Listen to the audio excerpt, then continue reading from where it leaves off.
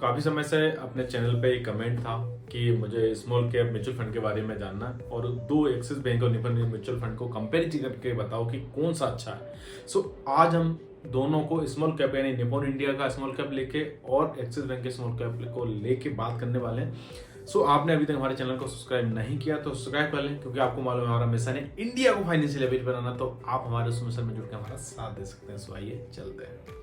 नमस्कार दोस्तों, मैं हूं शैलेंद्र और स्वागत है आपका मार्केट मिस्ट्री चैनल में। जैसे कि हम बात कर रहे थे कि Nippon India small cap versus axis bank small cap, दोनों म्यूचुअल फंड में क्या अंतर है, दोनों स्मॉल कैप हैं, दोनों में क्या अंतर है, परफॉर्मेंस कैसी है दोनों की, आज उसके बारे में जानेंगे। जैसा कि हमारे स्क्रीन पे आप देख रहे हैं, हमारे व्यूअर हैं, उनका कमेंट था, तो उसी पे बात करते हैं। और आगे हम बहुत सारे फंड के बारे में बात करने वाले हैं, बहुत सारी ऐसी स्कीम्स के बारे में बात करने वाले हैं जो आपको इन्वेस्टमेंट के दौरान फायदा करेगी। साथ ही साथ मैं आपको समझाने से पहले बता दूं, यहाँ पे मेरी कोई इन्वेस्टमेंट की राय नहीं, आप इन्वेस्टमेंट अपने फाइनेंशियल एडवाइजर से सलाह मशवरा करके ही करें। यहाँ पे मैं सिर्फ आपको ये बता रहा हूँ कि कौन सा फंड कैसा परफॉर्म कर रहा है। चलिए बोर्ड पे समझते हैं। दोस्तों, जैसा कि हमने यहाँ पे बोर्ड पे पहले से लिख के रखा है, क्योंकि बहुत सारा डेटा था, अगर वीडियो के दौरान लिखते तो समय काफी लग जाता। तो यहाँ पे मैं जैसा बात करने वाले हैं एक्सिस स्मॉल कैप है ना mutual fund versus Nippon India small cap, ठीक है। हम इन दोनों की बात करने वाले हैं, जैसे कि पूछा गया था उसी हिसाब से बात करने वाले हैं। तो रिटर्न्स की हम सबसे पहले बात करें। इसमें यहाँ पे हमने रिटर्न 1 साल का लिया है, 5 साल का लिया है, 10 साल का लिया है, ठीक है। तो यहाँ पे 1 साल में क्या परफॉर्मेंस दी है फंड ने, 5 साल में क्या दी है, 10 साल में क्या दी है, और टोटल एयूएम क्या है उनका। इस पे हम बात करने वाले हैं। बेसिकली अगर हम बात करें सीधे सीधे एक्सिस स्मॉल कैप के बारे में, तो एक्सिस बैंक का जो स्मॉल कैप फंड है उसने पिछले 1 साल के अंदर 28% लगभग 28.5% का रिटर्न दिया। यानी किसी ने उसमें पैसा डाला 1 साल के लिए तो उसको 28% रिटर्न मिले। यानी अगर हम 1 साल की 1 लाख रुपए की बात करें, 1 लाख रुपए किसी ने डाले 1 साल के लिए, तो 1,28,000 रुपए बन के वो निकले हैं। तो मोटा मोटी हम बात करें तो 1,28,000 रुपए बन के निकले, यानी 28% का रिटर्न दिया है। 5 साल में भी कंसिस्टेंस रहा उनका रिटर्न, यानी 1 साल से लेके 5 साल तक 28% तक का ही रिटर्न कंसिस्टेंट रहा। ये बहुत बड़ी बात है, क्योंकि किसी भी फंड का एक जैसा रिटर्न रह पाना थोड़ा मुश्किल होता। अगर यही रिटर्न मिल रहा आपको तो बहुत अच्छी बात है, क्योंकि म्यूचुअल फंड में हम जानते हैं जनरली हम क्या कमिट करते हैं, किस तरीके से बात करें, 12 से 15% की एवरेज रिटर्न आता है, लेकिन यहाँ पे आपको 28% और वो डबल मिल रहा है, तो ये बहुत अच्छी बात है। अगर हम 10 साल की बात करें तो इन्होंने 21.5% का रिटर्न यहाँ पे दिया है, ठीक है। आगे हम और इसलिए बात नहीं करें क्योंकि इस फंड को अभी 15 साल नहीं हुए, तो इसलिए मैंने 15 साल का डेटा नहीं लिया। तो 1 साल से अगर 10 साल की जर्नी देखें और ओवरऑल अगर इस फंड को हम बात करें तो 10 साल तक इस रिटर्न ने, यानी 10 साल का एवरेज एक निकाला जाए तो 21-21.5% का रिटर्न है, तो ये काफी अच्छा रिटर्न होता है। अभी कंपैरिजन कर लेते हैं निपॉन इंडिया से। अगर इसकी एयूएम की भी बात कर लें, एयूएम मतलब इस फंड में अभी तक 20,136 करोड़ रुपए पैसा जो है आम जनता का, यानी रिटेल इन्वेस्टर है जो म्यूचुअल फंड इन्वेस्ट करते हैं, उनका लग चुका है। यानी 20,136 करोड़ रुपए इस फंड में डला हुआ है करंट में, ठीक है। यहाँ पे हम निपॉन इंडिया की बात करते हैं, इनका स्मॉल कैप की अगर हम बात करें तो उन्होंने पहली साल में 44% का रिटर्न दिया है। यानी 1 लाख रुपए हमने, जैसे कि बात कर रहे थे, 1 लाख रुपए हमने अगर लगाए होते निपॉन इंडिया फंड में तो 1 साल के अंदर वो 1 लाख रुपए 1,44,000 बन गए होते। तो यहाँ पे काफी अच्छा रिटर्न दिया है। साथ ही साथ अगर हम 5 साल की बात करें तो यहाँ पे अभी 38-38.5% का लगभग रिटर्न दिया है, तो ये भी काफी अच्छा रिटर्न। यानी 1 साल से 5 साल के बीच में जो इनका रिटर्न है वो 38% है। यहीं पे अगर एक्सिस की हम बात करें तो एक्सिस में 28 था, यहाँ पे ऑलमोस्ट 10% का अंतर है, तो बहुत बड़ा अंतर हो जाता है। 10% 1-2% समझ में, तो 10% बहुत ज्यादा अंतर हो जाता है। तो यहाँ पे भी आप 5 साल में रिटर्न आपको बहुत अच्छे मिल पा रहे हैं।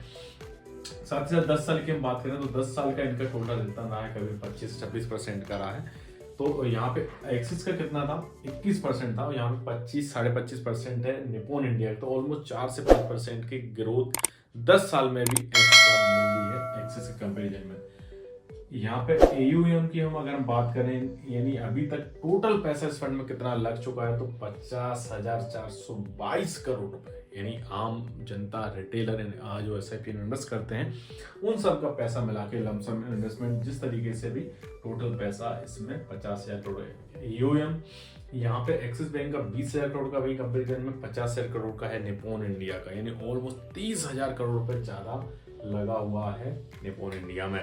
ठीक है, सो इनका ये बेसिक रिटर्न्स के हिसाब से हमने कंपैरिजन करा। सो रिटर्न अगर दोनों में हम देखा जाए एक्सिस बैंक में और निप्पॉन इंडिया में, तो दोनों के रिटर्न में निप्पॉन इंडिया के रिटर्न्स काफी अच्छे रहे। पहली साल की भी अगर हम बात करें या 5 साल की या 10 साल की बात करें, 10 साल में भी 25% हम जनरली लोग कहते हैं इन्वेस्टमेंट में, अगर एडवाइजर लोग बताते हैं कि भाई 15 से 18% के रिटर्न भी SIP में आ रहा है, 20% में आ रहा है, तो बहुत अच्छे रिटर्न होते हैं। यहाँ पे तो निप्पॉन इंडिया ने हमको 25% रिटर्न दिए 10 साल में। यानी 10 साल 15 साल के लिए लोग पैसा रखते हैं तो उनको इस फंड में काफी अच्छे रिटर्न मिल रहे हैं। ठीक है, AUM भी बहुत अच्छा है। अब कुछ थोड़ी और चीजें आपको बता दो। एक्सिस बैंक का जो फंड है स्टार्ट हुआ था नवंबर 2013 में, तो ऑलमोस्ट 10 साल हुए हैं इस फंड को। और निप्पॉन इंडिया का ये फंड स्मॉल कैप हुआ था 2010 में, है ना, तो ऑलमोस्ट को 13 साल हो गए। ठीक है, तो 13-14 साल तो हो गए। तो यहाँ पे देखने वाली बात ये है कि इस फंड को, एक्सिस बैंक के अगर फंड को हम देखें तो निप्पॉन इंडिया से 3 साल बाद लॉन्च हुआ, यानी 3 साल का फायदा निप्पॉन इंडिया को भी मिला है। इस कारण से इनका AUM थोड़ा ज्यादा है। तो यहाँ पे ये भी देखेंगे एक्सिस बैंक से अगर AUM ज्यादा है तो यहाँ पे इनका फंड पहले 3 साल पहले लॉन्च हो चुका था। NAV की बात करें यानी नेट एसेट वैल्यू, यानी आज की डेट में इस फंड की कीमत क्या है। जैसे कि आप जानते हैं कि हर एक फंड जब लॉन्च होता है तब उसकी प्राइस कितनी होती है, 10 रुपए की। उसको हम बोलते हैं NOP, न्यू फंड ऑफर। जब भी कोई भी फंड अगर लॉन्च होगा म्यूचुअल फंड, तो उसकी कीमत हमेशा 10 रुपए रहती है। और वो जैसे एक्सिस बैंक अगर 2013 में लॉन्च हुआ था तो उसकी कीमत भी उस समय 10 रुपए रही होगी, लेकिन 10 रुपए से लेकर आज कितने का होगा, वो 98 रुपीज का हो गया है। निप्पॉन इंडिया 2010 में लॉन्च हुआ था, उसकी कीमत 10 रुपए रही होगी, लेकिन आज वो कितने का होगा, 168 रुपए का, यानी 168 का। तो यहाँ पे NAV में देखा जाए तो काफी ज्यादा अंतर दिख रहा है। यानी यहाँ पे एज का अंतर देखा जाए तो 3 साल का ही है, लेकिन NAV लगभग डबल होने को है। तो निप्पॉन इंडिया की हम बात करें तो एज के हिसाब से भी काफी अच्छा परफॉर्मेंस कर रहा है। ठीक है, दोनों फंड का बेंचमार्क है वो निफ्टी स्मॉल कैप 250 TRI है। ठीक है, सो अगर वो कंपैरिजन कभी भी करना हो किसी भी फंड को, निफ्टी का स्मॉल कैप जो 250 है TRI, उससे कंपैरिजन कर सकते हैं। ठीक है, सो सबसे अच्छी इस फंड में, दोनों फंड की एक अच्छी क्वालिटी ब्यूटी है। वो एक सबसे अच्छी बात है कि इस फंड में हम मिनिमम 100 रुपए से इन्वेस्ट कर सकते हैं। यानी SI बहुत सारे फंड होते हैं जिनमें SIP 500 रुपए 1000 रुपए से स्टार्ट होती है, लेकिन इस फंड में ऐसा कोई बाउंडेशन नहीं है। इस फंड में अगर हमारे पास 100 रुपए भी है, महीने के हम 100 रुपए बचा पा रहे हैं, तो 100 रुपए के आप SIP मंथली कर सकते हो। आप 100 रुपीज से भी अपनी SIP स्टार्ट कर सकते हो। कई लोग बोलते हैं कि मार्केट में मिलता हूँ कि अभी तो सर पैसे ही नहीं है, अब ये कैसे स्टार्ट करूँ इन्वेस्टमेंट, पैसे आएंगे तो करूँगा। यार 100 रुपए तो महीने के बचा ही सकते हो ना, 200 रुपए 300 रुपए 500 बचा सकते हो। तो इसमें 100 रुपए से मिनिमम स्टार्ट है। अगर आप 500 भी डालते हैं, 300 भी डालते हैं, तो भी वो डाल सकते हैं। 100 के मल्टीपल में आप कितने भी पैसे डाल सकते हो उसमें। तो 100 रुपए से भी आप अपनी SIP स्टार्ट कर सकते हो। सो ओवरऑल अगर हम बात करें तो यहाँ पे हम कंपैरिजन कर रहे थे एक्सिस बैंक का जो स्मॉल कैप फंड है, साथ में निप्पॉन इंडिया का जो स्मॉल कैप फंड है, जैसा बात की गई थी शुरुआत में, तो हम उसको कंपैरिजन कर रहे थे। तो देखा जाए तो यहाँ पे निप्पॉन इंडिया का फंड है बहुत अच्छा परफॉर्म कर रहा है। एज में सिर्फ 3 साल का अंतर है।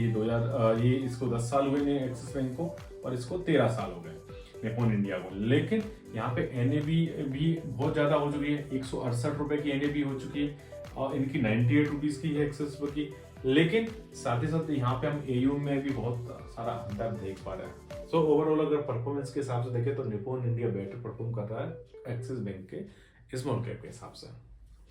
साथ ही साथ आपकी क्या राय है, आप इस फंड पे क्या कमेंट करना चाहते हैं, मुझे कमेंट में जरूर लिख के बताएं। अगर इन दोनों फंड में किसी में भी आपका निवेश चल रहा है तो वो भी बताएं कि आपके रिटर्न कितने आ रहे हैं और आप कब से रिटर्न कर रहे हैं। और आगे आप म्यूचुअल फंड के बारे में हमसे क्या जानकारी चाहते हैं, कौन से फंड के स्कीम के बारे में जानना चाहते हैं, किस फंड मैनेजर के बारे में जानना चाहते हैं, और किस फंड में कौन सी कंपनियां लगी हुई, कितनी कंपनियां जानना चाहते हैं, तो वो सारी चीजें आप हमें कमेंट में लिख के बता सकते हैं। सो उम्मीद करता हूँ आज के वीडियो आपको पसंद आया होगा, अच्छा लगा होगा। अच्छा लगा तो अपने दोस्तों परिजनों में शेयर करें, उन लोगों को जरूर शेयर करें जिन लोगों को म्यूचुअल फंड के बारे में जानकारी नहीं है, या वो इन्वेस्टमेंट तो करना चाहते हैं लेकिन डर रहे हैं, तो उनको वीडियो दिखाएं, इन्वेस्टमेंट स्टार्ट करें।